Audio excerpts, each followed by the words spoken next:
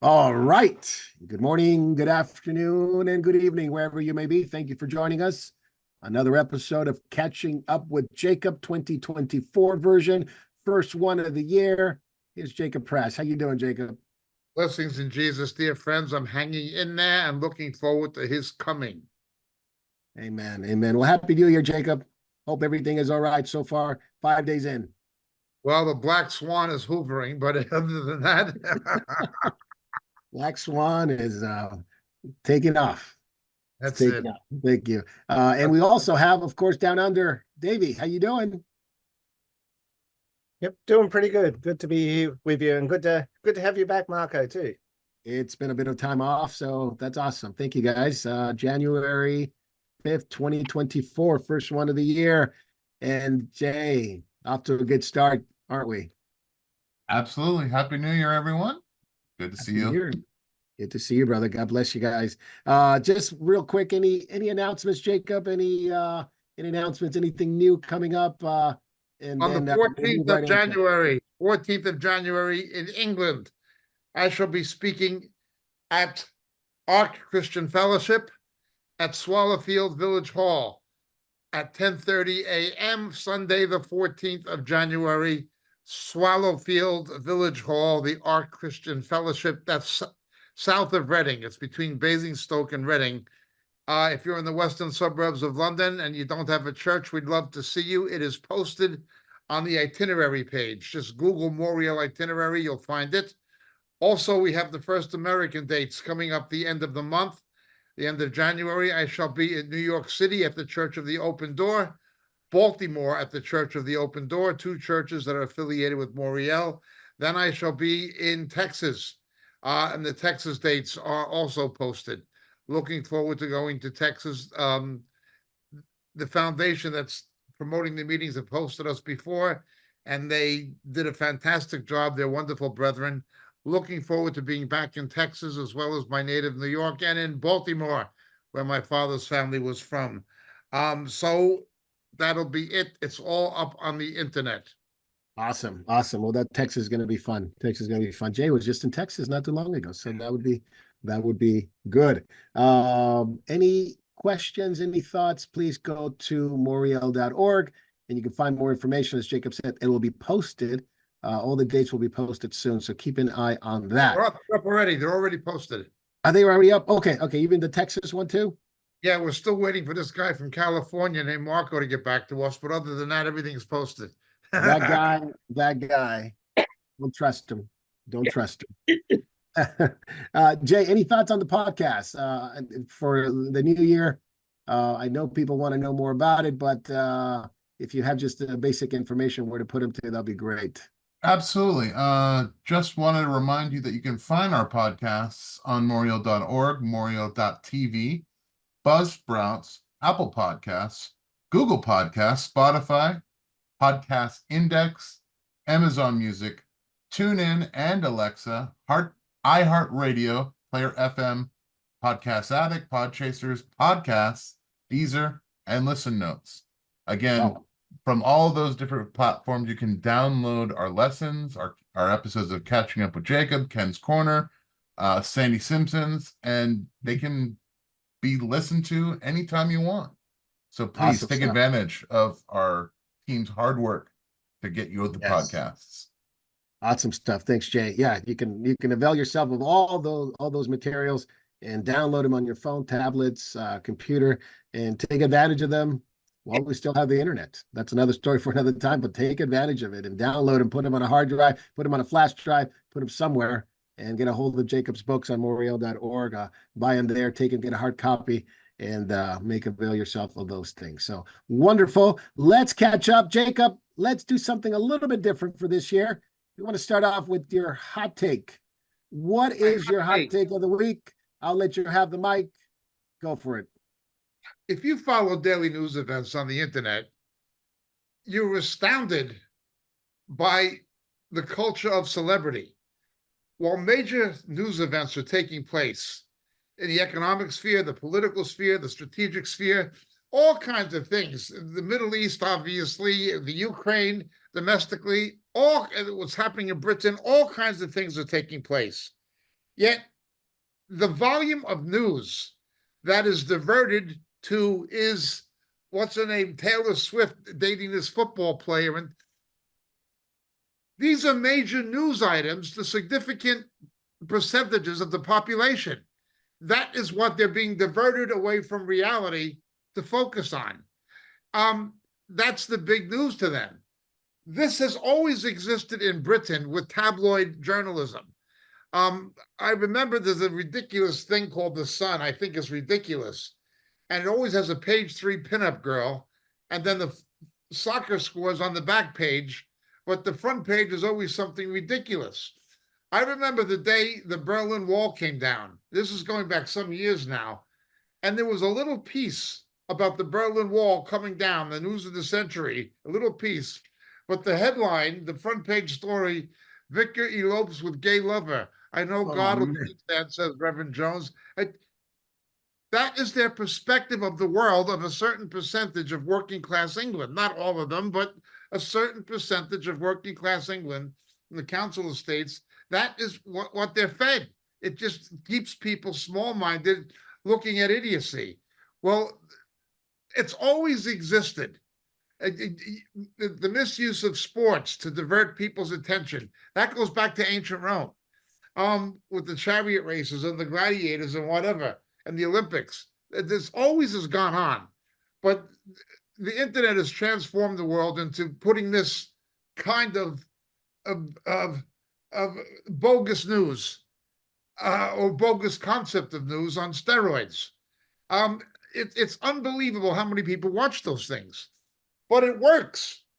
It's gotten to the point where people will say absurd things and it will be underreported and ignored. This week, when Biden was questioned by a reporter about the border, he said, they should give me the resources to do it.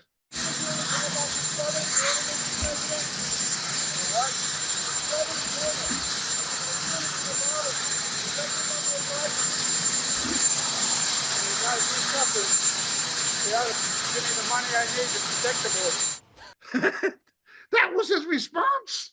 That's why he was blaming the border crisis on the Republicans not giving him the budget. A complete lie, total idiocy. But that's what he said. And people who just see it. And they won't know that the mainstream media is just manipulating them. Well, this week was another one with Claudine Gay. Over 50 documented allegations of plagiarism, including on her doctorate thesis. Why is her doctorate not being taken away, or at least an academic review if it should be taken away? Why is she being able to retain her position as a professor in Harvard if a portion of her doctoral thesis was plagiarized? Obvious questions. Associated Press has come out and said that plagiarism has now been weaponized by the conservatives. The fact that she plagiarized over 50 instances, we're not just talking about one, and she even admitted or was agreed she had to revise one of the things she published because she did not give due accreditation to sources, attribution to sources. Even she admitted it functionally. No, it's just it happens because plagiarism has now become a political weapon of the right. You couldn't fathom people being so stupid as to believe this, but there's people who do. Then comes Al Sharpton. Al Sharpton had to go a bit under the radar for a while. He's an opportunist. He's a windbag. Obviously, he's an opportunist. He's in the race industry. But after what happened with Tawana Brawley in Wilson, New York, when he alleged these crimes took place against a black woman that it turns out never did, and then he gave a repeat performance of the same thing in Ferguson, Missouri with Michael Brown, where both autopsies showed it was not a hands up, shooting with his back turned, where all the forensic evidence showed that Michael Brown, after robbing a store in the company of a felon who was wanted for robbery and who had on a previous occasion had admitted having lied to the police and had spent 5 years in prison and was wanted, was in the company of Brown. When Brown robbed the store, Brown is under the influence of substances, cannabis and alcohol. A cop recognizes him as fitting the identity of the person who perpetrated the robbery. And there's severe facial injury to the cop. Michael Brown's fingerprints are found all over the cop's holster. He went for the cop's gun. Both autopsies show the angle of entry of the bullets were not hands up, don't shoot, back turned. The guy was lying. The guy who had lied on a previous occasion to the police and who was wanted and had an incentive to lie. And then there were no fewer than 5, possibly 6 witnesses, all of them Black Americans, interviewed by Eric Holder's FBI, were inconsistent in their story. None of them would say it was hands up, don't shoot. But Sharpton came out and he pushed this whole thing at Ferguson of hands up, don't shoot. It is also how squad member, who was not even a lawyer, but Nancy Pelosi put her on the House Judiciary Committee, despite the fact she's not a lawyer. I speak of Lori Bush. Again, was another person who politically capitalized on what happened at Ferguson, except nothing happened at Ferguson. A guy robbed a store. A cop identified him. He assaulted the cop and went for the cop's gun and he got killed. That's all that happened. And his accomplice lied with a motive to lie. That's all that happened. So Sharpton had to go low because it was the second time he pulled such a stunt and it backfired on him. He refused to admit he was wrong. He just went into almost hiding. He just maintained a low profile. Okay. Well, now he's been sticking his head out again. And he says that what happened to Gay, the president of Harvard, having to resign, forgetting the fact that a white feminist president of the University of Pennsylvania also had to resign, who was a Caucasian. He said, this is an attack on all Black women. Nobody addresses the fact that one of the women most plagiarized by Gay was Carol Swain, a genuine academic and a very credible researcher and author S, who wrote the definitive book published in the last 15 to 20 years on the relationship between race and electoral politics. And she's a conservative, but she's a Black woman. A Black woman gets plagiarized by Gay, and Sharpton says this is an attack on all Black women. Well, is it an attack on Dr. Carol Swain, who Gay plagiarized? It's just ridiculous what he says. Forget about the facts. Forget about the fact that there's documented evidence supporting that the allegations that she's committed plagiarism 50 times, and she's unqualified for the job she had. Therefore, she's unqualified for the job she had. She shouldn't even be a professor, let alone president of Harvard. Forget about that. Automatically racialize it. If you question the integrity of a Black person, you're a racist. And it's an attack on all Black women. How stupid can it be when people can say things that are absurd, patently absurd? When Biden can say things that are patently absurd? When his spokesman, the lesbian, Karine, what's her name? Karine Jean-Pierre. Yeah, Jean-Pierre, yeah. When she refuses to answer questions put to her, even by left-wing journalists that are politically inconvenient, things that are just ludicrous are underreported by the mainstream press and accepted by progressives. It doesn't matter how stupid something obviously is. It doesn't matter the fact that lacks even a macadam of credibility. They throw it out there and they get away with it. Meanwhile, other people are worried about who Taylor Swift's boyfriend is, the football player or whatever it is. This is a sad situation. Is this what freedom of the press is supposed to be about? Is this what it's supposed to be about? Is it supposed to be about investigative journalism and uncovering facts? It's not about that. It's not about that at all. It's not even about political propaganda anymore. It looks like it's become lowest common denominator entertainment.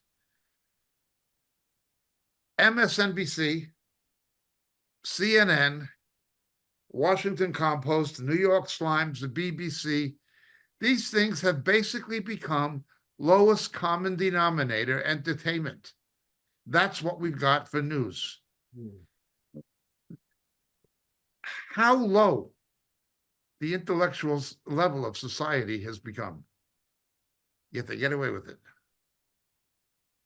Thank you, Jacob. That's your hot take of the week. Absolutely right. Well, you know, the press and the media, they prey on people's intelligence or lack thereof. Lack of it, yep. Yeah, and they completely are immersed in all kinds of different things. People are immersed in football and sports, and not I wouldn't have anything wrong with just in and of themselves, but the immersion of it and the fanaticism of it, that nothing else matter except that, or Taylor Swift's love life. Those are the only two things that people really care about anymore, and it just shows the level not only of intelligence, but just in general, the expectation of young people, that's really all you need to know. That's really all you need to care about. It's know those things, then plagiarize your way through college and get a good job. And that is the example that That's right. Yeah, that's the example again. Jacob, let's catch up a little bit here on some of the things that have gone on. The mass shooter, of course, at Perry High School, identified as Dylan Butler. He is a trans activist, seemingly. He might be part of the community himself, not sure, but killing one, injuring five, seemingly on all his media posts, on his social media posts, he, they pronouns, all that stuff. And no doubt, this was a tragic thing that happened yesterday in Iowa. Again, we're seeing this again, more and more of people in that community, trans activists, taking it out on those who perhaps oppose it. But this is, again, like the trans shooter in Nashville, something that it's repeated again. We still don't know the trans manifesto because the FBI keeps holding it. But this story is going to disappear very quickly. So before it does, because the media wants nothing to do with the story, but before it gets away from the consciousness of people, we want to talk about it very quickly. Jacob, your thoughts on it? It's a terrible What did you tragedy. say? The disproportionate amount of crimes and shooting crimes, Yes. gun crime again, perpetrated against children. Against children. We saw it in Nashville. We've seen it again. Can you imagine if somebody who could be identified or misidentified as a Christian nationalist did that? They'd never live it down. Never. But if a transgender person perpetrates the same crime against children, shooting little kids, it's all swept under the rug. This is how disgusting the mainstream media is. No, there's no doubt. And obviously, the one thing that has not been addressed is, of course, the SSRI issue. Yes. The SSRI issue is a big side part of it. effect of those serotonin suppressing drugs. This is absolutely correct. The very high rate of psychotic dysfunction among transgender people, double the national average at least. Even if the statistics available are accurate, it would be double the national average of people reliant upon these serotonin suppressant medications. This is for psychotics. This is not okay. Even things like Valium are abused, but we're not talking here about Valium. We're talking about serotonin suppressants. We're That's talking right. about serious medications. These are for in other words, the rate of psychotic illness, diagnosed psychosis among transgender people, it must be at least double the national average. Yeah, compared to heterosexuals, yeah, it's more than twice as likely, more than twice as likely, and around 25% of them are certainly using SSRI. So quite a number of the community, quarter of the Yes, community, 1 are out on of 4. antidepressants. Yeah, and this is one of the reasons why they're overrepresented. Even the media doesn't want to admit it. They're overrepresented in all kinds of mass shootings, not just this one, all kinds of mass shootings. All kinds. SSRI seems to be part of the big equation in many of these shootings. But they say the problem are the Christians who oppose it. Yeah, because it's usually blamed on those who oppose it. Exactly. Usually blame on those who oppose it. Now the AP is already going at it, saying that he was bullied. People went against him. And so this is his way of releasing all that Shooting tension. little kids is the way you get back at people who bully you. Incredible. Yeah, this is a new normal. He got tired of bullying, says AP Press. Classmates, it says, of the shooter. He was being bullied because he was confused. And of course, this escalated recently. And then obviously the SSRIs. And then, of course, social media scrubbed his account. He can't get a lot of information now because it's all being taken off the internet. And so now you're not going to find anything. So it's going to go away, just like the shooter in Nashville, just like the shooter here. It's going to go away very quickly because you know what? I don't think people care that it happened to be little kids who were shot. This is horrible. This is a horrible thing, but the account TikTok's been scrubbed, Instagram's been scrubbed. So we're not going to hear too much about it, but I think people need to hear about it here because it's not going to be the last time. I believe this is Absolutely. gonna happen. Because we're going to ignore it, because the mainstream media is going to cover it up, we're doomed to repeat it. Yeah. They don't want to address the issue. And Yeah, because they of that, children will die. We already have been repeating it. We've had Colorado, we've had Nashville, we've had Aberdeen, we've had Denver, and now Iowa. And these are just in recent times, but they're doing the same kind of gaslighting, or a term I heard last week, gaslighting. They're doing the same kind of thing. It's, transphobia or homophobia, or it's Islamophobia, where they play up the victim mentality and they get away with it. It's the poor trans. Getting back to the SSIs too, that combined with the hormone blockers and the puberty blockers, treatments, it's a dangerous cocktail. Just it's been proven. Yeah. And So on the this- one hand, we serious. pump the SSRIs, and on the other hand, we combine it with all the hormone therapy and transitional drugs, which even doctors have said we don't even know. There's no study. There's no long-term study of what these drugs can do. And you're mixing it, as Davey said, with the cocktail. What do you expect to happen? It's just going to be absolute violent response. What is really interesting is this week in New Hampshire, a liberal Democrat state, maybe not as far to the left as its neighbor Vermont, but definitely a liberal state, definitely a blue state, and its legislature, which is Democrat dominated, voted on parental rights, that schools must inform parents Wow. about children wanting to transition and things of this nature. And the homosexual activist lobby is saying this will endanger the children. Oh man. Just the complete destruction of parental rights and responsibility and replacing them with the state. No, it's going to hurt the children if you make the teachers tell the parents that the children are looking to transition this way, or it is unbelievable. Your child can be prescribed these kinds of drugs or make life-altering surgical decisions and without parental approval of children. This is how sick and evil it has become. Yeah, no doubt. And Jacob, I think we talked about it here, but something's looming among states here in America, because you have states like Washington and Oregon, which are very, very open to that, especially Washington, bringing in kids. You don't have to report to the parents. You can bring youth into a shelter. The shelter has to take them to a government facility. If they show any signs of wanting to transition, you can't tell the parents. And a lot of kids get brought into Washington. In Idaho, which is a state that does not want that, in Wyoming doesn't want that either.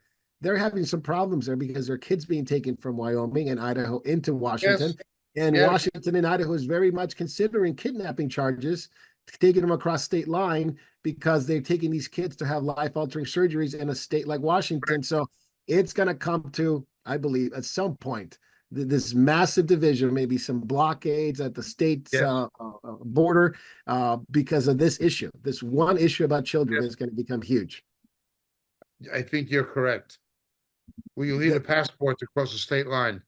At some point, I'm not saying tomorrow or the next day, but it has Yes. to be resolved because states are not going to, Idaho or Wyoming, they're not going to sit back and say, we're going to let our children be taken into another state just because it's legal there or because they could do it there. Yes. What you're also seeing is, again, in the case of New Hampshire, it was a Democratic Party dominated state legislature that voted for this legislation.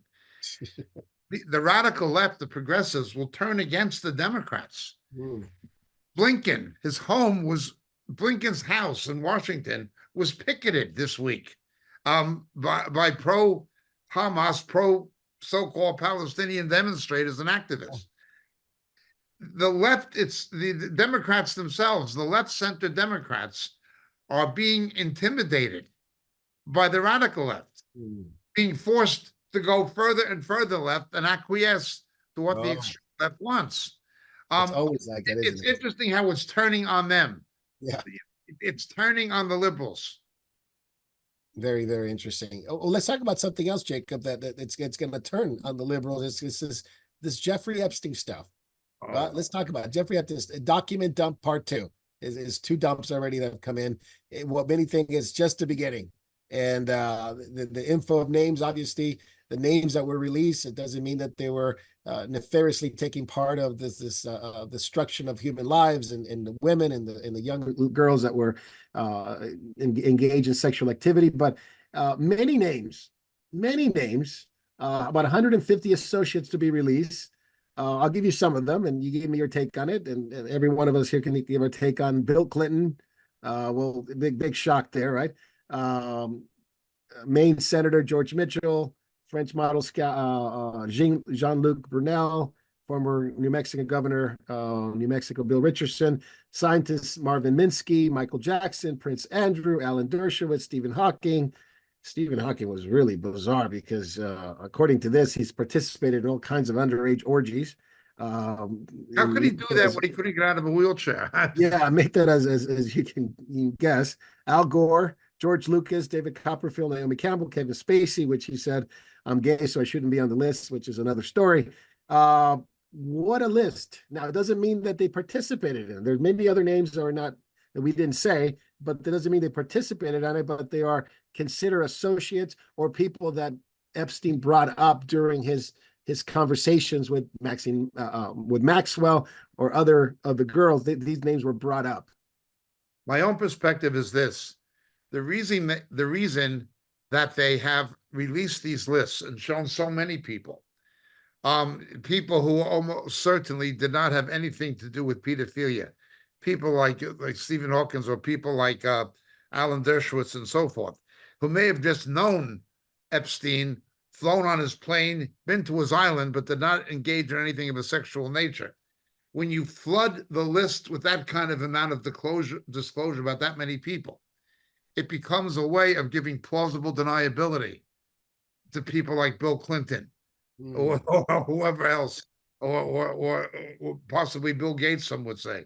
It gives plausible deniability to the real perpetrators of sex crimes against children by saying, well, everybody's on that list. Well, he knew a lot of people. Many people flew on his jet. Many people have been to his island. I wasn't involved in anything of that nature.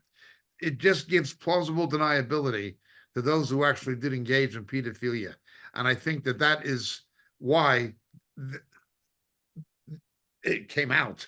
It's being put out as, look, you see, nothing's being hid, nothing's being suppressed. We're going to put everything out in the open. It's being presented that way to the public. But in fact, what it is doing is giving plausible deniability to pedophiles. That's my perspective. Yeah, that's a good point. Jay, what do you think? And this is a defamation lawsuit. Doesn't mean anything per se, but there are a lot of associates mentioned here. Why don't we know the other names, the ones that the FBI has been holding on to? As Jacob said, it muddles the water, it clouds your vision. What about the other names?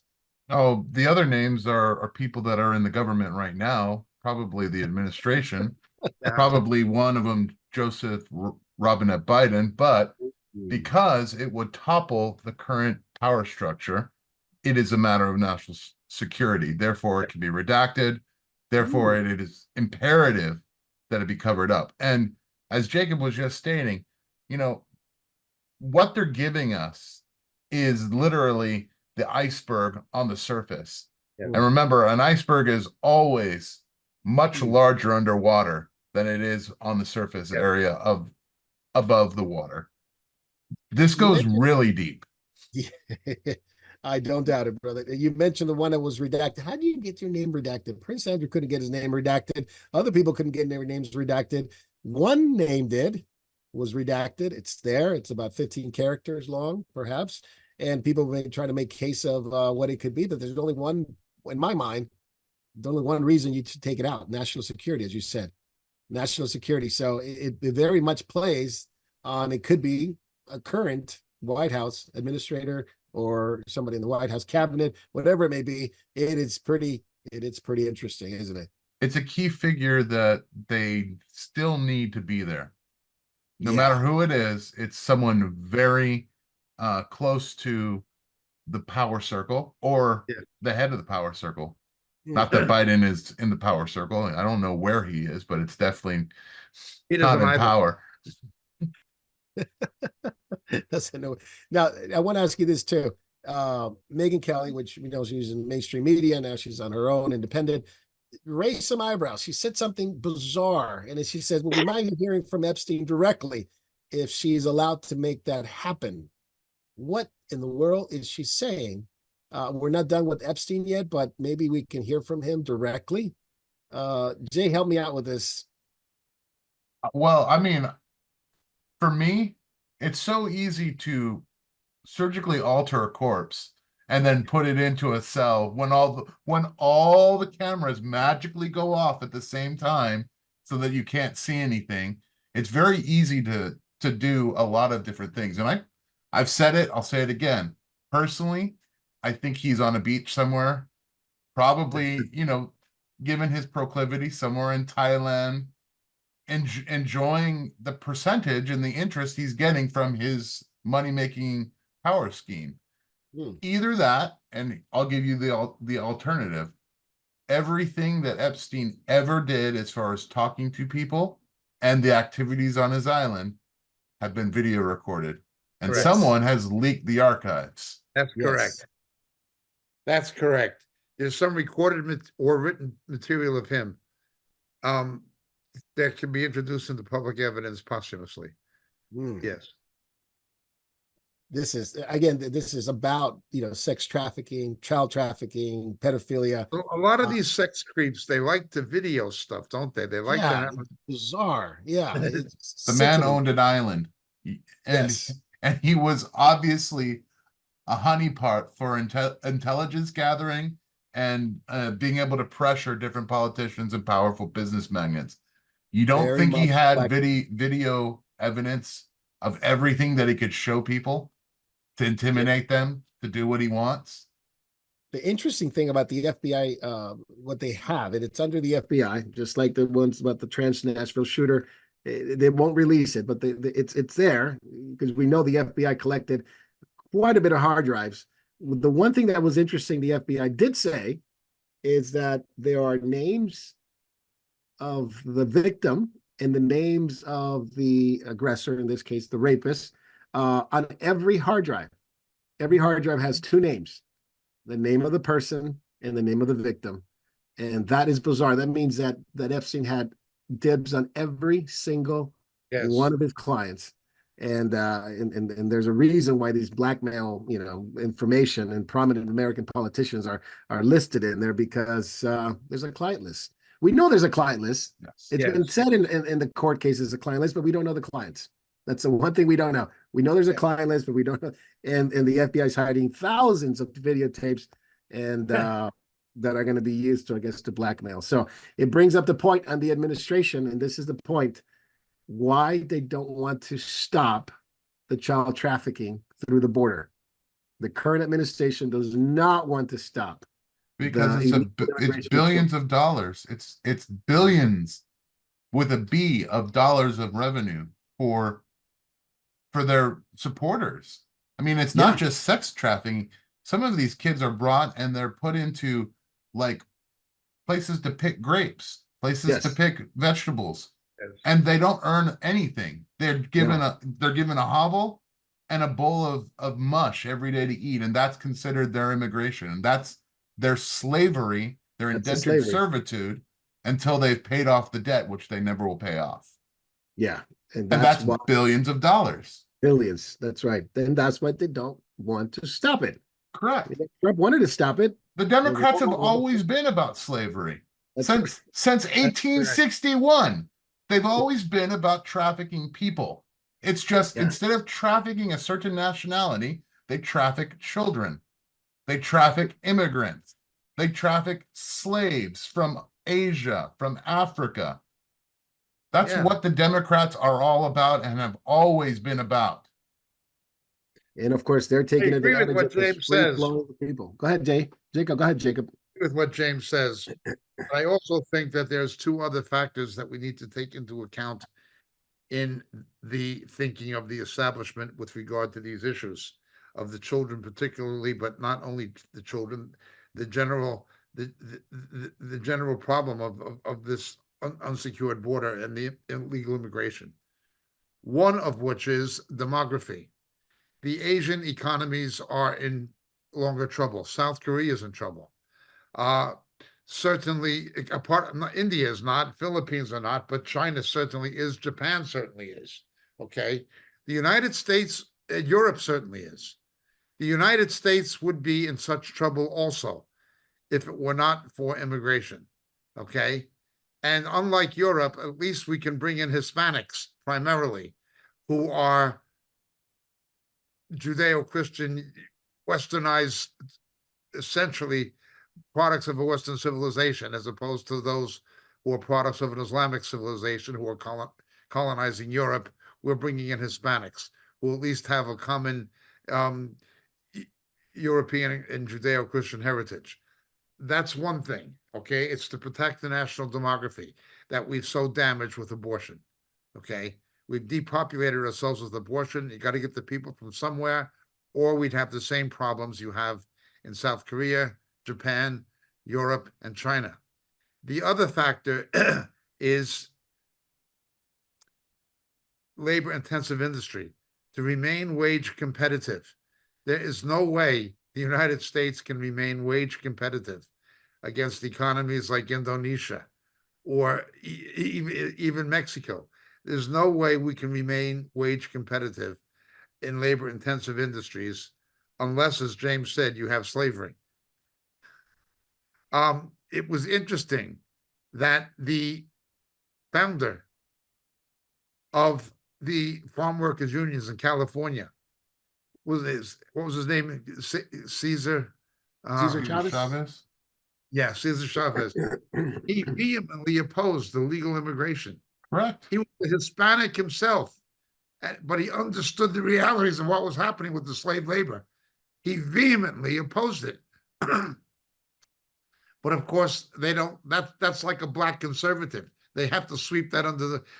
It's like the things that Martin Luther King said that don't fit what Black Lives Matter says. You've got to purge that. You've got to edit it out of the historical record.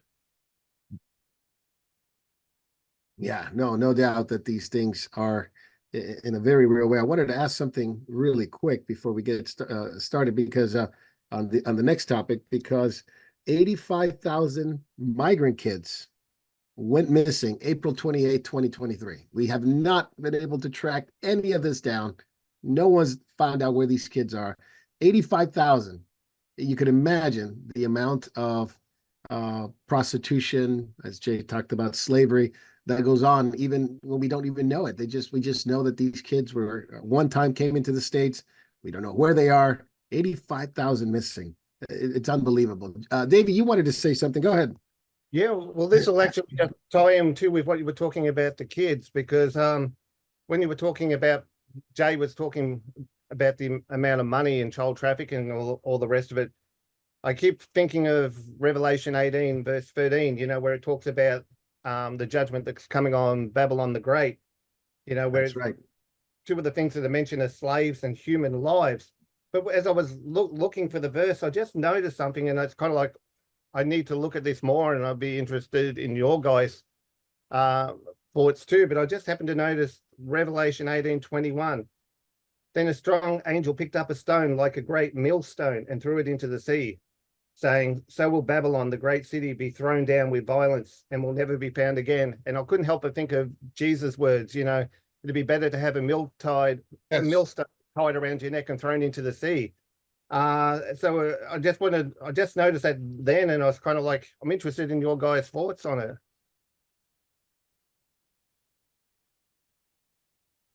Well, we've been saying this for some time.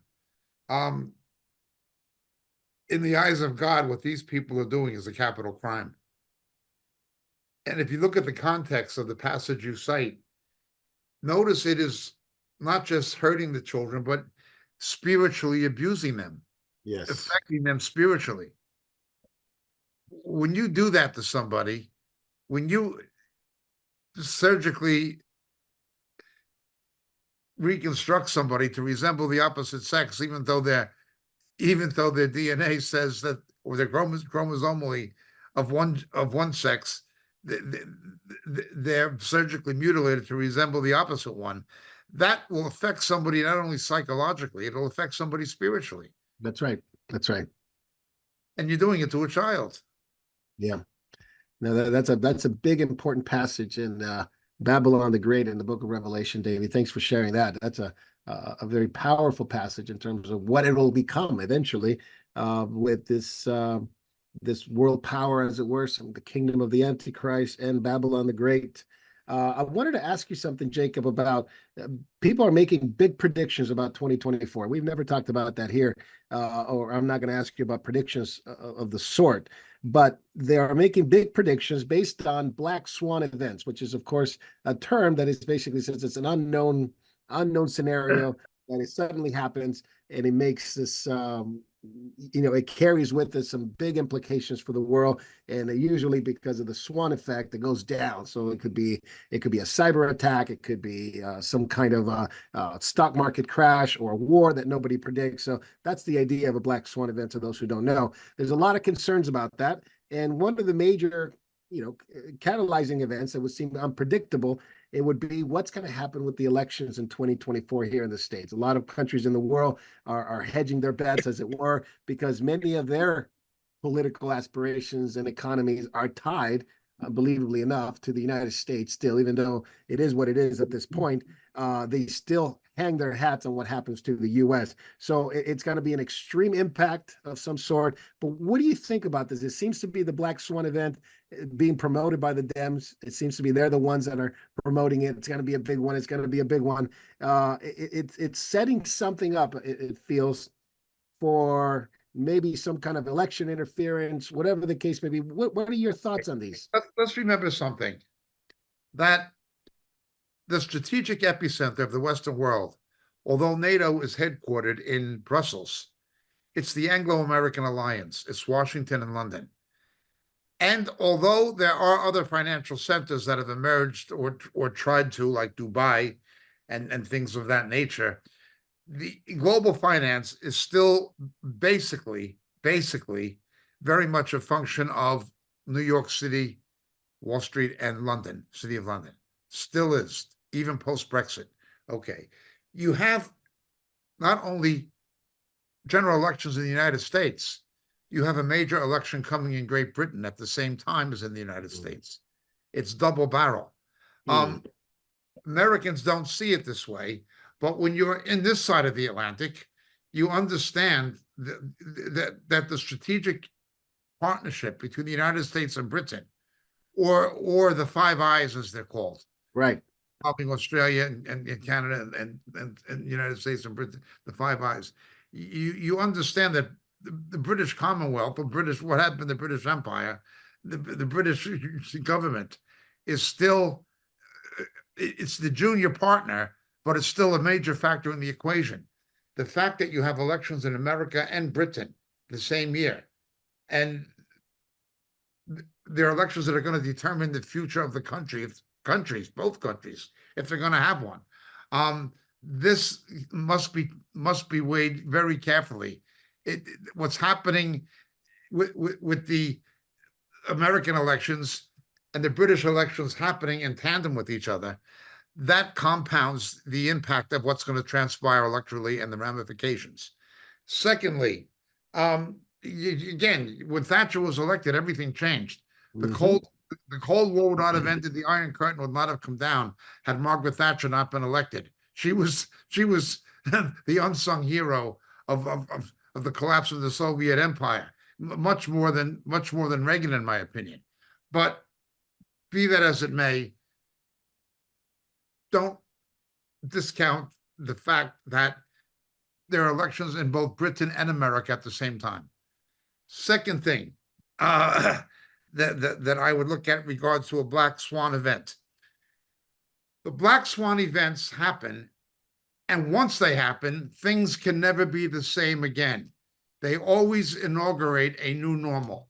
They always inaugurate some kind of new normal.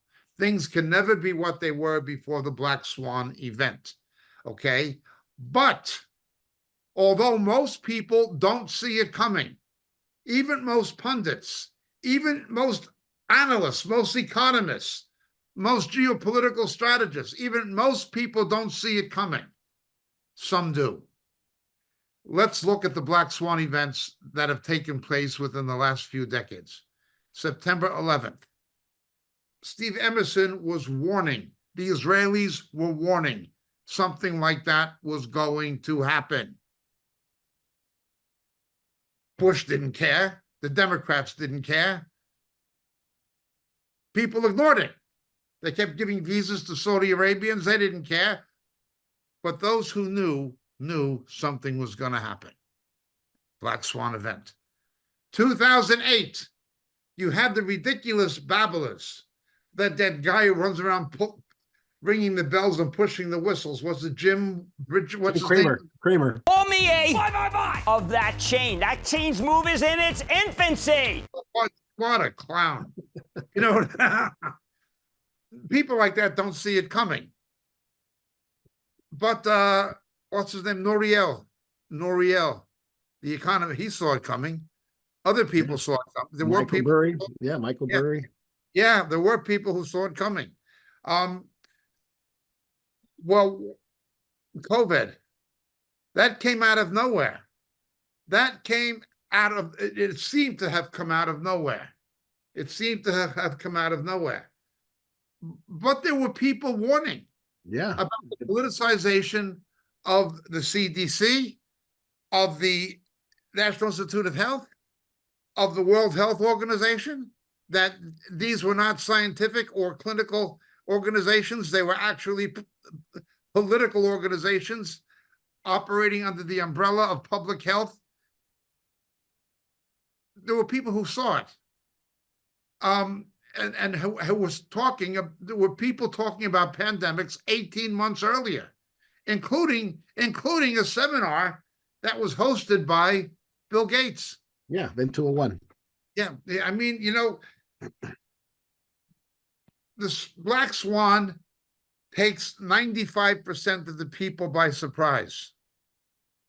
The idea is to be one of the 5% who see the swan circling before it lands. Before it lands.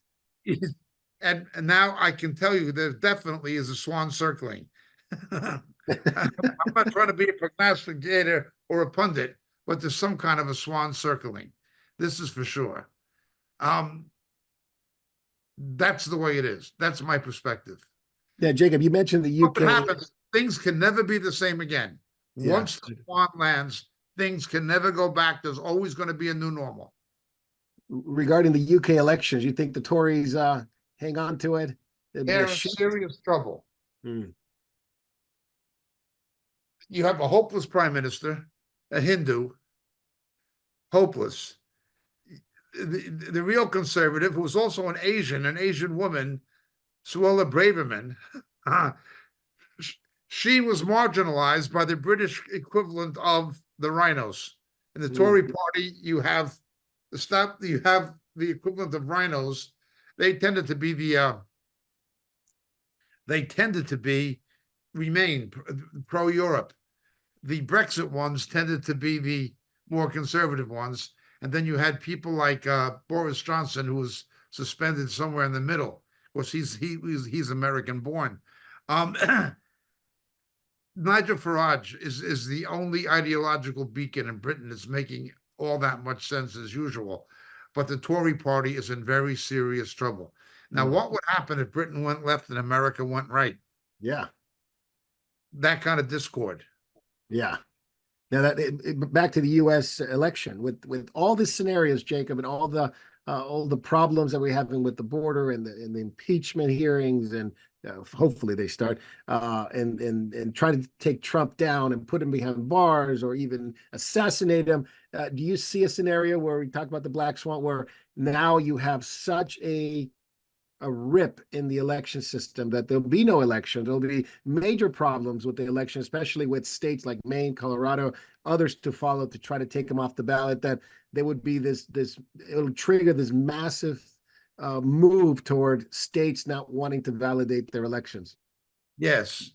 Well, first of all, in addition to the things that we've already mentioned concerning the border crisis, with it being a racket, with it being slave labor, with it necessary to remain competitive in labor-intensive industries, and with the demographic spinoff, to keep the population from declining the way China is and so forth.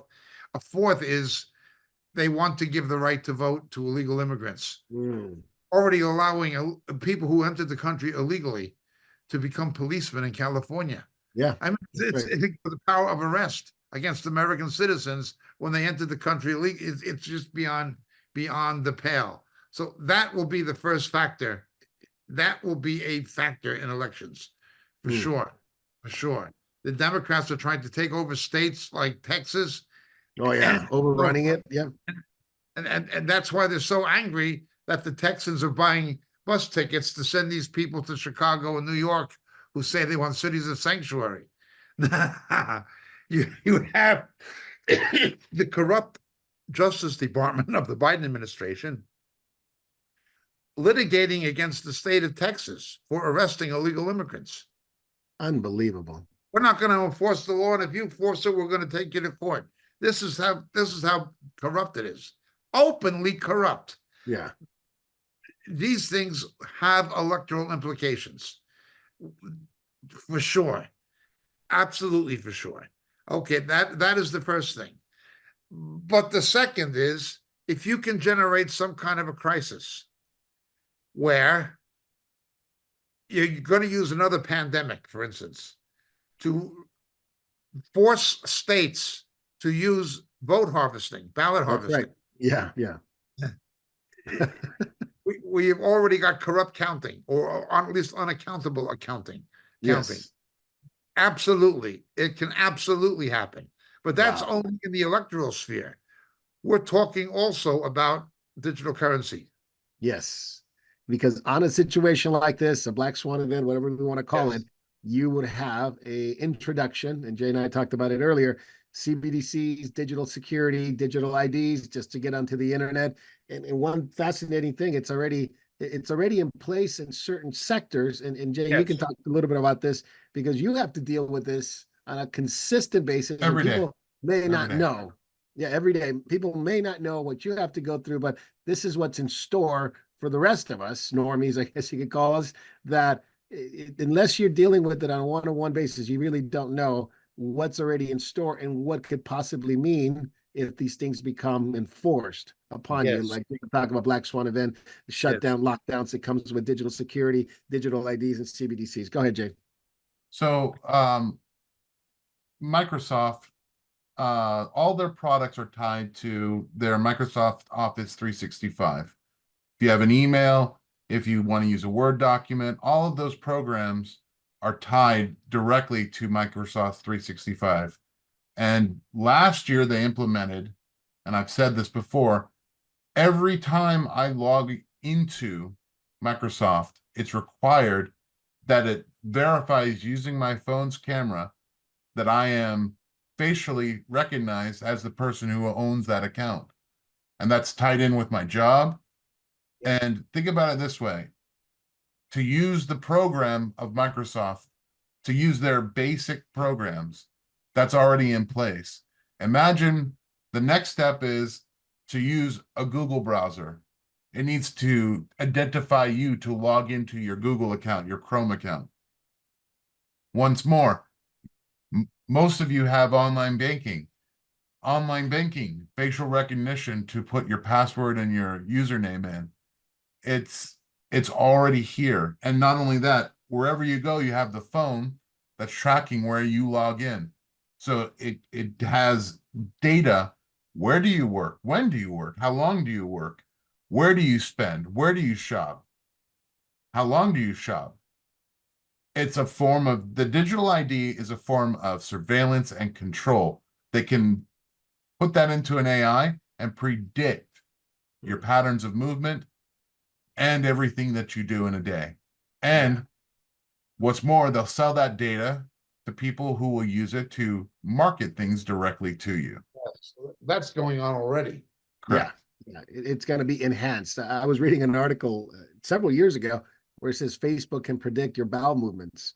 And it was quite fascinating because Facebook got it down pretty well by tracking people's, I guess you could say by tracking people's, usage of the app. They could tell when they got up. They can tell when they did whatever they needed to do, when they stopped. And they said, well, that's when they actually go to the bathroom. Tied in with the biometrics that they're already, the Apple iWatch, the Fitbits, all of those are biometric scanners. They can tell how healthy you are. They can tell what conditions you have. Yeah. No, it is coming very, very fast. And that was several years ago that Facebook was doing. And now the enhancements of what you'd mentioned, Jay, with some of this trackable, some of the wearables, some of the AI that wasn't there a few years ago. Now it's enhanced. Now you're going to have, digital toilets, digital toothbrushes. That's all coming onto the market where they'll be able to tell if you're sick, based on your bowel movements, based on your fecal matter, based on your saliva, the bacterial saliva percentages. They're going to know if you let them, I suppose. Maybe you're going to have an off ramp on this, but they're going to know pretty much everything you ever wanted to know. They'll know you better than you know yourself, your patterns, your behavior, and of course, what you look at. And Jay, you're talking about not the Oculus one, but the Apple one. Yeah, the Apple Visor. That's how they'll get you to accept it, though. Yeah. You slap on an Apple sticker and you say, "Wow, look at this! You're gonna get it's so cool. You're gonna be able to do all of these things and much more if you do it." And what does it do? It tracks your eye. It tracks your pupil dilation. It shows. It looks when you're walking down the street with it. If you were to do so, I don't know why you would do it because the battery life is very, very short. But if you walk down the street, it measures where you look at things in the real world. Fascinating. And it just tells you what it tells them what you're interested in. Yeah. And that's how they market everything. This is going to revolutionize your life. It's going to be so convenient for you. But really what it is, it's a fetter. It's a way to rein you in, to control you. Absolutely. That's what it is. Yeah, technology is moving so fast, and a lot of times people don't even realize that some of the changes and some of the new things that are coming on that already been in place, but they just haven't been to market yet. And now it is, and it's formidable. You can't get away from it. You talk about the Microsoft thing. There's other technology that's on the way. Your phone, people attached to their phone, and majority of people they love their phone. They're attached to their phone. They don't go anywhere without their phone, and it's quite a big part of your life already. And technology companies know that. They promote it. They basically build your life around the phone, and people go right along with it. And all it takes is to be enslaved in that digital world, and you're part of the system. And Marco, that's a big thing for Christians. Yes, Marco, it's even worse than that because you have to ask the question: why are people addicted to their phones? The reason people, I submit to you, are addicted to the phone is because it takes away their need to think. right. You don't have to study to know something anymore. You just Google it. Just And you ask. can Google it anywhere you are. You don't need to look into something and really research it. You don't need to do a deep dive. There's an answer right there that 98% of people will accept as correct. Think about how conversations go nowadays. It's not Yeah. like you discuss things. It's like, oh, well, I don't believe you. I need to check this out. Yeah. And Yeah. where do they go? They don't go to books. They don't go to authorities. They go to Google. Yeah. If So- Google said it, that's it. Yeah. So you talk about a diminishing intelligence in society. It Oh, has that's for everything to sure. do with iPhones and Android phones and the Yes. ability to get away from book knowledge. Yeah, or studying or researching or thinking critically through Yeah. a subject and reading up on it and having some kind of handle on it, not just a 1 minute answer. Very good, Jay. I wanted to switch real quick to something that as we finish catching up and we'll move into our backstage. And just wanted to let everybody know, thank you for watching and being live with us. And we appreciate your comments. If you have any comments, our guys could see it and read it. Jay and Davey can read it and see it. And let us know if there's an interesting comment there that we can mention. But also get ready for questions. We'll be putting Jacob on questions on backstage. And we got a pretty good backstage. You don't want to miss it regarding believers in the Christian faith and the persecution that's going on. So one thing that's really interesting, it is the intelligence information that's coming in right now, Jacob, regarding Yemen. The US, the UK, and about 44 other countries have drawn some kind of line in the sand, which is probably going to be erased very quickly, on the Houthis. And it says, well, you can't move this, you can't do this anymore, you can't do that anymore, regarding the attacks to ships in the Red Sea. Now, the Houthis, of course, they seized another French ship. They attacked another one through drones. It seems to be that line in the sand didn't mean anything because U.S., Britain, Japan, and other countries have said the same thing. It's you can't attack anymore, but they've been doing it since November 19th. It hasn't stopped. Now this blockade is working. Egypt's in trouble. There's less ships going into the Eilat port. Tell me a little bit more about that and what are we looking forward to?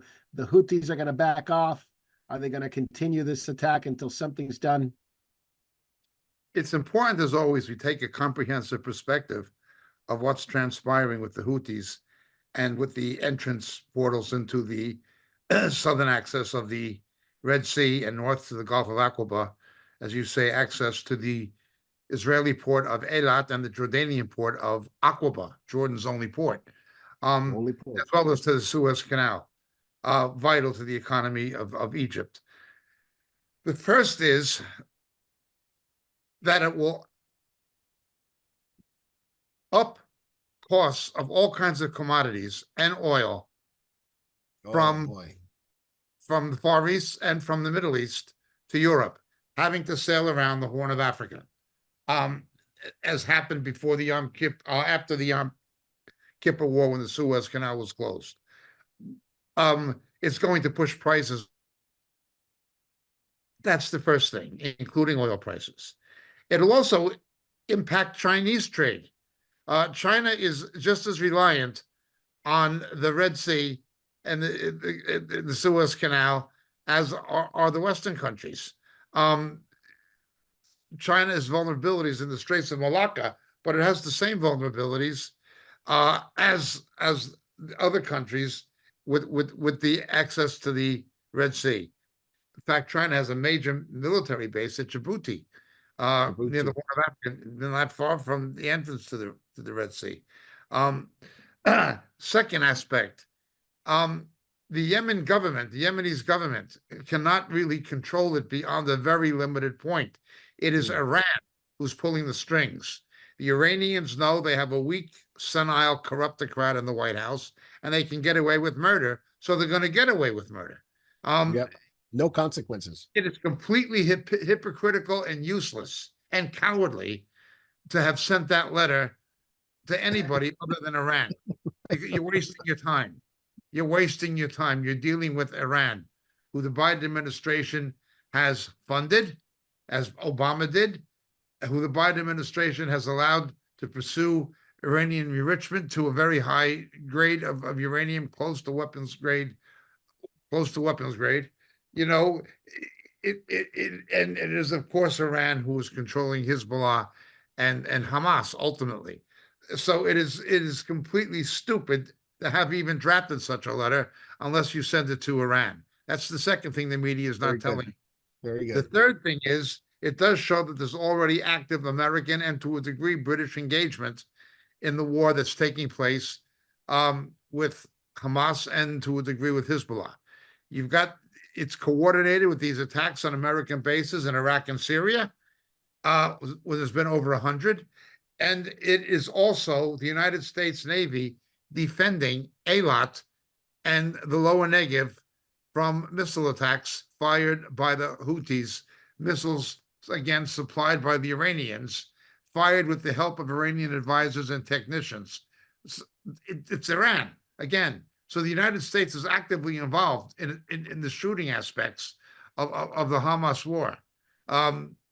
Fourthly, look for the usual parasitism and hypocrisy. Look for other countries expecting the United States and Great Britain to carry the weight and the American taxpayer to fund it instead of doing their share and protecting their own interests. Look for them to want a free ride on the back of America and of Britain. That's always been the case. They always do that. It's the nature of the European powers to do, the continental European powers to do that. We don't want to get involved in the shooting. We'll let the Americans do it, even though our own vital interests are there. And true to form, expect the same stupidity. When you've got a joke like Blinken, or a joke like Austin, or a corrupt joke like Biden himself, and certainly Jake Sullivan, when these are the kind of people you're dealing with, expect more business as usual. So look for them to want a free ride on the back of America and Britain. But as you rightly point out, the ramifications for Israel's only access to the Indian Ocean and the Far East is from the port of Eilat. That's right. Likewise, and it's Jordan's only port on any body of water. Jordan's only access to international shipping lanes is from Aqaba.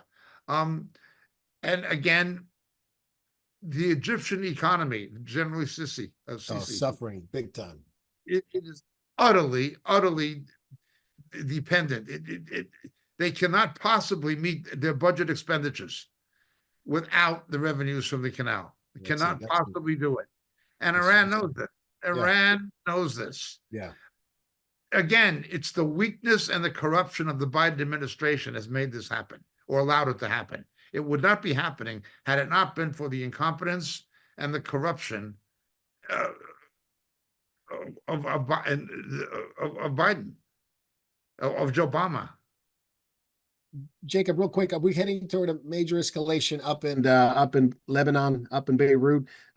Senior Hamas leader Saleh al-Arari was eliminated by the Israelis, and he was a major component of their attacks. Of course, he was known as a major terrorist, and he was listed as a global terrorist by the United States in 2015. So are we heading to a major escalation now that Israel has eliminated one of the guys? Now, there's many, and there's plenty.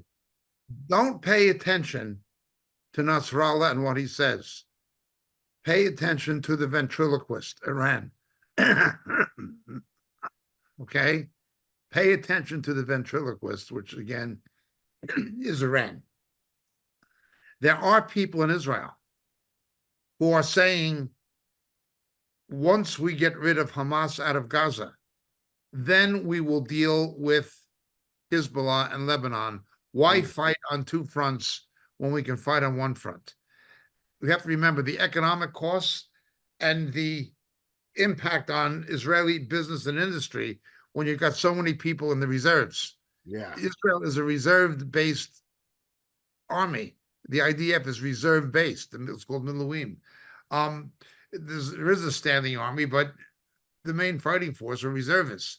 when you're taking people out of the job market temporarily, or out of the labor force rather, it has a tremendous economic impact on the rest of the economy in terms of its production capacity, manufacturing. It affects everything, as well as the cost of it.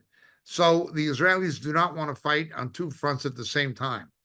The Israelis can fight on two fronts at the same time, short term, get it over with quick. But anything prolonged, the economic cost is too high. So the Israelis may be wanting to deal with Gaza first and then deal with Hezbollah second. That is very much a possibility. But as far as what Nasrallah says, forget about him. It's what the ventriloquist says. Once more, we're dealing with Iran. Before I get to Iran real quick, any thoughts on Istanbul and the foreign minister saying, hey, this war needs to stop? Turkey's been rather quiet about all this, condemning Israel, of course, and all that. But now that this war is now in the north, closer to Turkey, do you see Turkey playing a role in it, Jacob, at least to try to maybe not placate the Israelis, but just say, hey, this needs to stop? Having denied access to NATO, being blocked by the Greeks over Cyprus and other traditional hostilities between Greece and Turkey, they're mutually inimical. Okay. They are not going to resurrect the Ottoman Empire the way they did before World War I, when the Kaiser made an alliance with Turkey. They're not going to resurrect the Ottoman Empire that way. The only way they can resurrect the Ottoman Empire is to extend Turkish influence and control into the Muslim Arab world. There is a great hypocrisy in this because the Turks subjugated, even enslaved the Arab world. Just watch the film or read the book Lawrence of Arabia. Arabia, that's right. Or it was the Turks who destroyed the Kaaba. The Turks at one time destroyed the Kaaba in Mecca. Turkey is out for its self-interest. There is another factor that's important in what Erdogan is doing. It is theatrics and diversion. The Turkish economy is in trouble. He has made it even worse with his absurd policies of lack of monetary control. He pursued what amounts to pro-inflationary policies. Turkey is in trouble. Yeah, Lira's been done for a couple of years. 2 British warships were denied access through the Dardanelles and the Straits of Bosporus into the Black Sea. He's trying to play his hand and extend his leverage in any way he can. He's also banking on the fact that there is a NATO base in Incirlik in southern Turkey. Yes. Now, I personally think that because of the proximity of the sovereign British bases in Cyprus, Incirlik is not all that important. What is important is the Dardanelles and the Straits of Bosporus, the access to the Black Sea. That is just a card he holds, and he uses that to bribe NATO, to bribe Europe, to bribe America, to bribe anybody he can. That's what he's doing. But the economy of Turkey is gone to the wall. It is a big mess. It is not getting any better. And he has to consolidate both domestic power somehow, and by sticking his nose into the Middle East conflict, that's one of the ways he obviously does it. But he's also has this ambition of taking the Turkey of Ataturk. Now you have to understand what's happening with Erdogan in Turkey. Ataturk wanted to do with post-World War I Germany, Turkey, after the Ottoman Empire collapsed. He wanted to reinvent Turkey the way MacArthur wanted to reinvent Japan, where you'd have, in Japan, you'd have the Shinto religion and you'd have Japanese culture, but you'd have a Western government and a Western economy with a separation of religion and state. What MacArthur did to Japan. Ataturk wanted to do the same thing. Yeah. He wanted to have a Turkey. Okay, it will be Islamic primarily, and it would have an Oriental culture, but it would have a Western economy and a Western government. Erdogan is trying to take that In and reverse. and put back the Ottoman Empire, which was had an Islamic identification. It would be much like if somebody came along and wanted to turn Japan back into a shogun state with the Yeah. shogun, with the Yeah. Or what Iran did with the Ayatollah when 1970. James knows more about Japan than I do. You want to comment, James, about what I said? You're right. That's what MacArthur did, but one of the unobserved consequences of that is that Japan now is 99% atheist, Yeah. and the Shinto religion, it's not even a religion. It's a cultural philosophy. observance. Yeah. Yeah. There it is. It's the same as China. China, when the communists came in, all the spirituality, they tried to destroy it. Mm. And they really turned it into a secular state. Yeah, Japan has cultural that same revolution. problem. Turkey, Yeah. it's so long under Ataturk. I think it's the same thing. You've got so many secular Turkish people that don't necessarily want this, but the new generation that's coming up don't Yes. like the status quo. So Mm. they want to go back and be in line with the rest of the Muslim world. Yes. It's They still something have that the largest- can only yeah. happen in Turkey. It could never Yeah. happen in Japan today. Japan is No, I know. I'm just drawing the comparison between the MacArthurization of Japan and the Ataturkization of Turkey.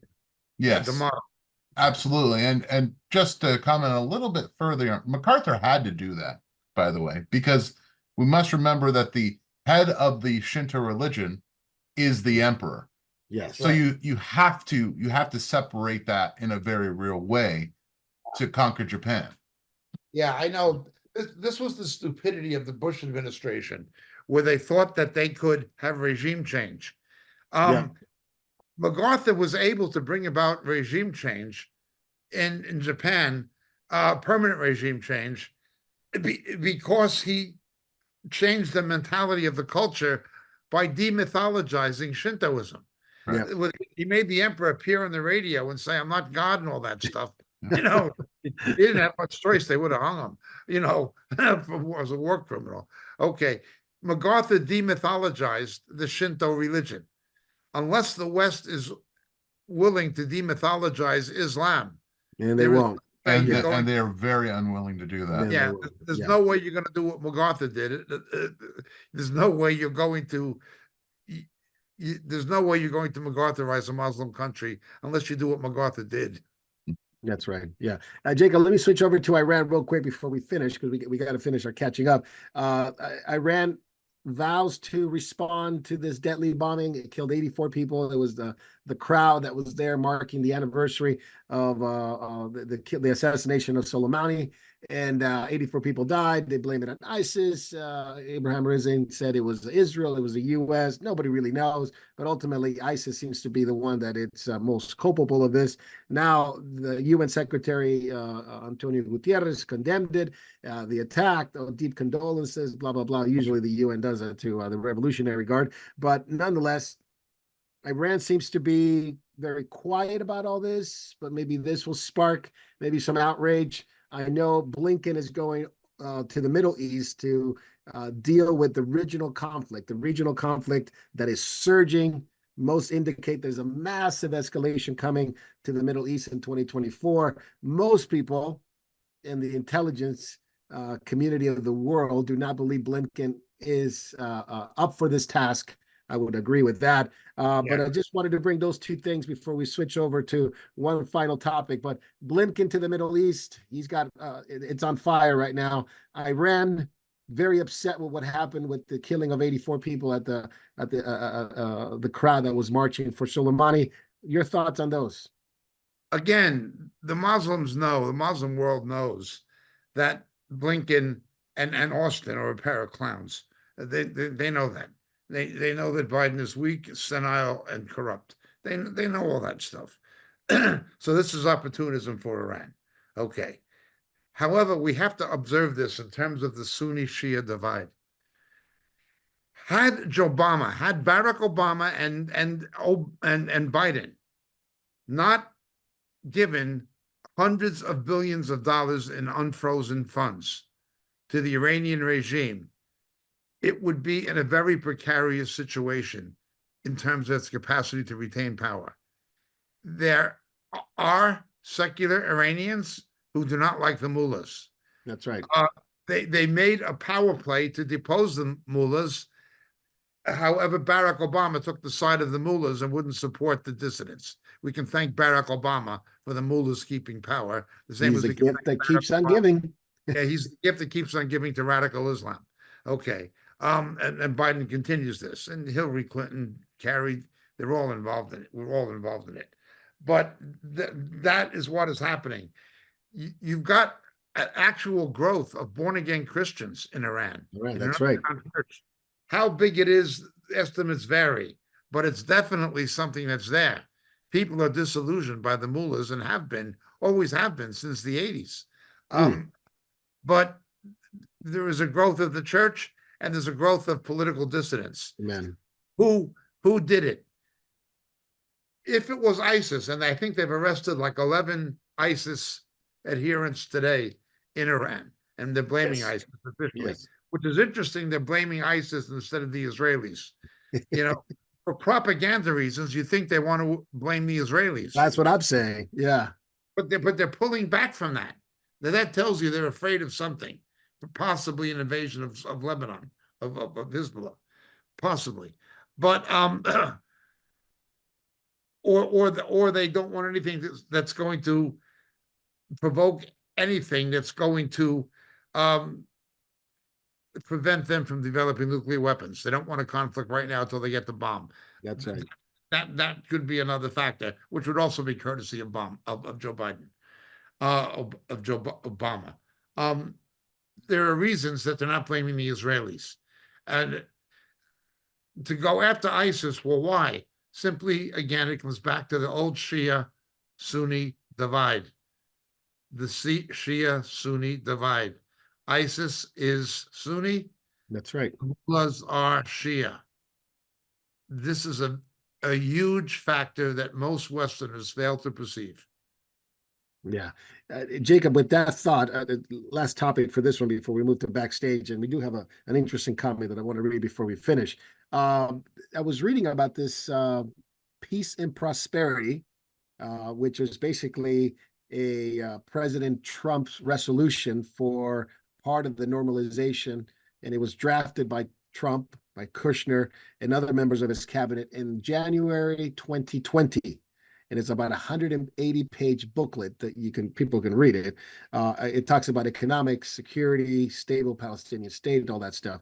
And it was presented as a way to bring peace and security and economic revival to that area. It talked about a two-state solution. Not that I agree that it should be a two-state solution, but politically speaking, economically speaking, many people jumped on this, Jacob. Many people jumped on it as a viable solution to the issue of the Palestinian, Gaza, and the West Bank and Israel. And they really wanted to change that area. In fact, if you were to read it, it goes on to explain that it will normalize the relationship between the two, and it'll bring other states into it, like Saudi Arabia and the Arab states, as partners into investing in Gaza, as well as transnational corporations, and it'll bring security, it'll bring economy. Listen to what they wanted to do. They wanted to build an island, build an airport, build a port, build a tunnel that would connect basically Gaza to the West Bank. Large task, but however they were going to do it. And the money was ready to go. It was going to be part of a major deal for Trump. And you know what stopped it? All the transnational corporations, as well as investment from other countries, said, no Hamas. No Hamas. Hamas has to go. Well, the Palestinians in Gaza said, well, it's Hamas has to stay. At least they're the ones in charge, and there's no elections. So much of the negotiation stopped. Saudi Arabia says, will not sign off. even on the Abraham Accord until Israel deals with the Palestinian issue, which has to do with Gaza.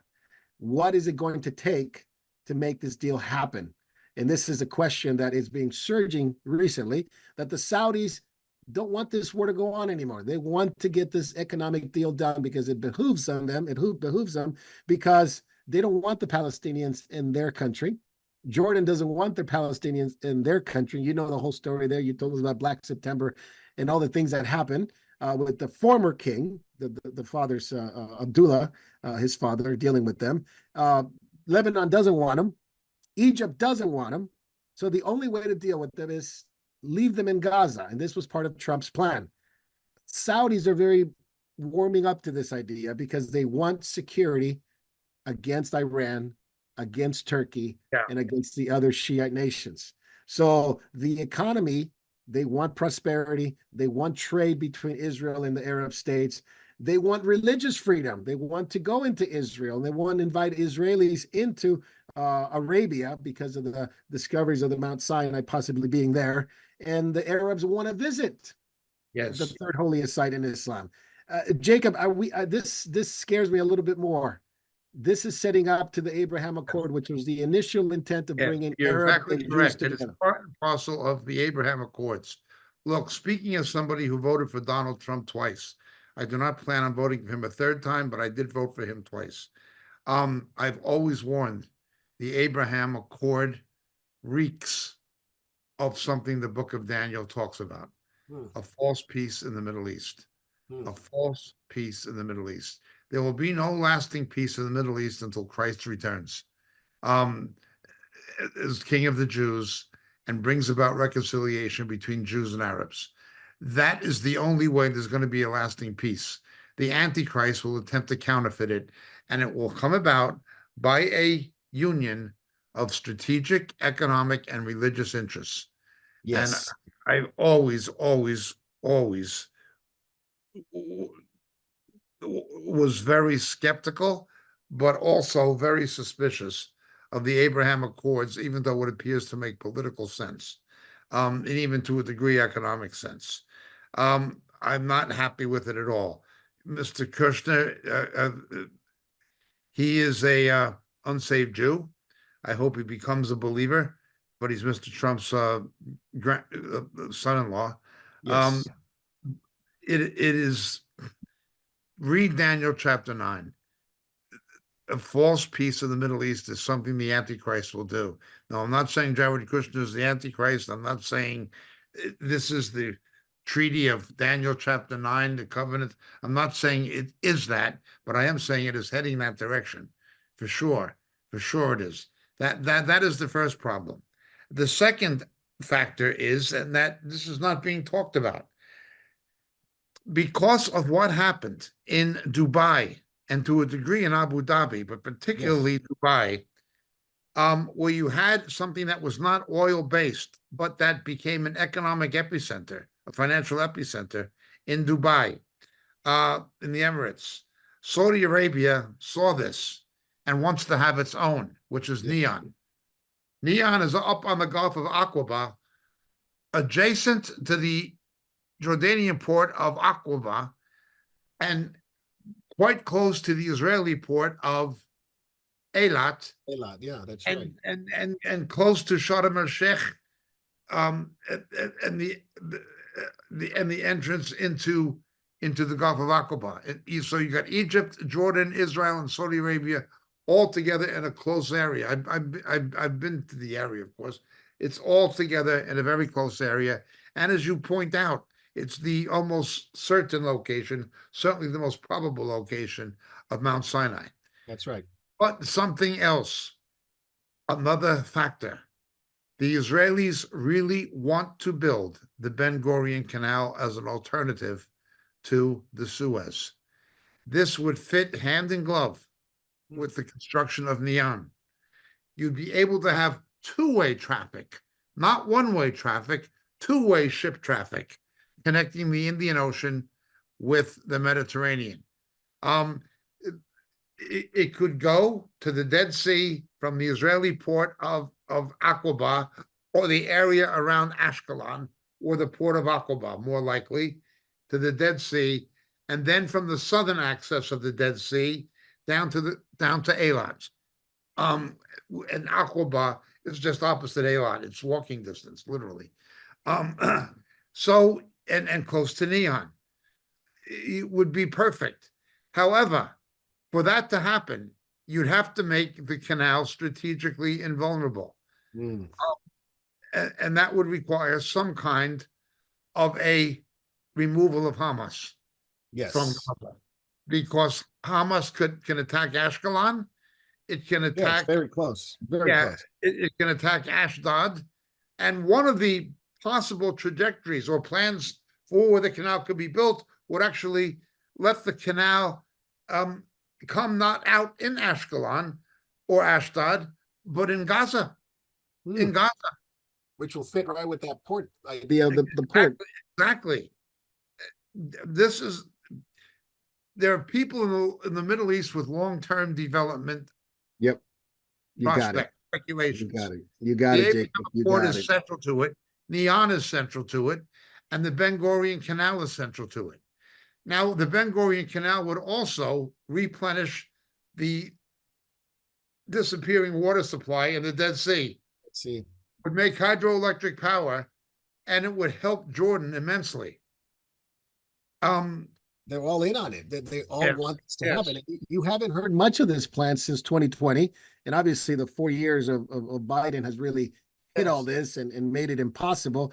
But much of the negotiations that the Saudis have stopped could restart if Correct. Hamas is dealt with.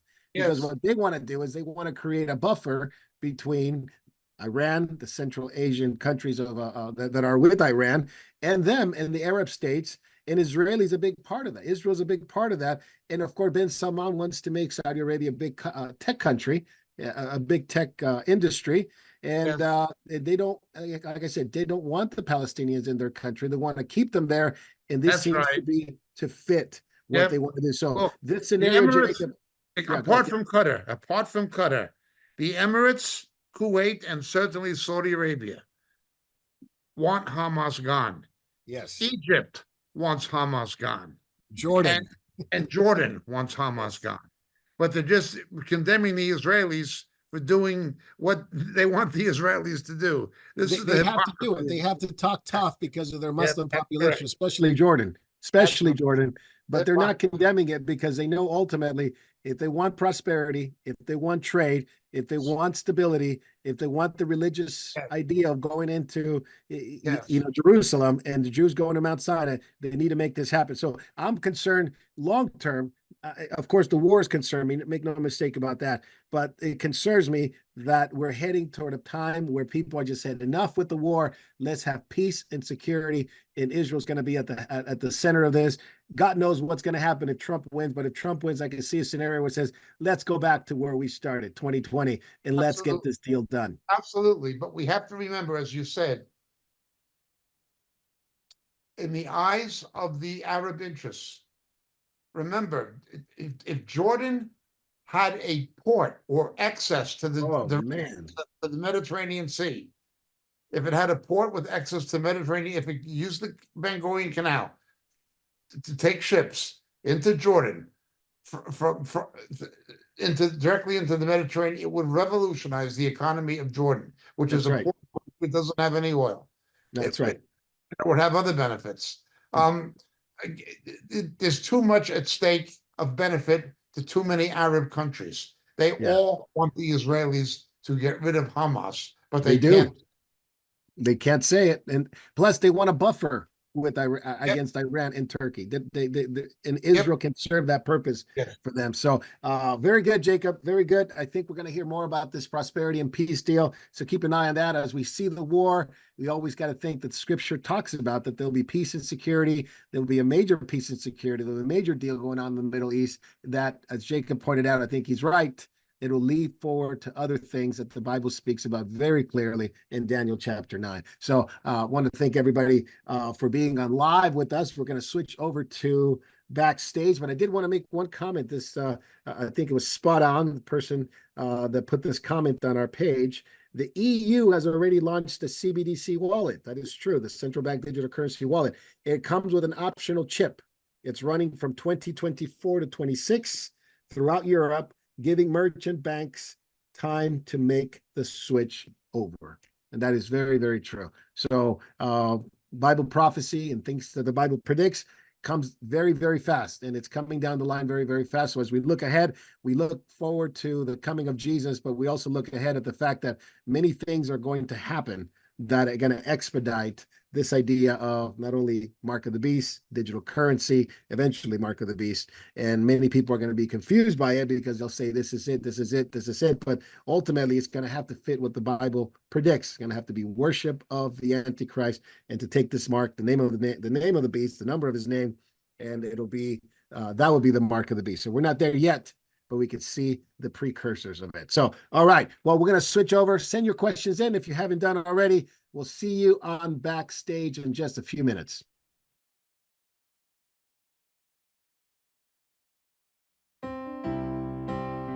Hello, and thank you for watching Moriel TV. There are so many things that are happening at Moriel Ministries worldwide, from the Philippines to Japan to India to Africa and back to Europe and the United States. So many of our brothers and sisters are spreading the good news of Jesus Christ to this lost world. We are so thankful for your prayers. God has been faithful and has blessed us in so many ways. If you'd like to partner with our efforts abroad and at home, please take a moment to click the link in the description and help us as the Lord leads you. Thank you very much, and God bless.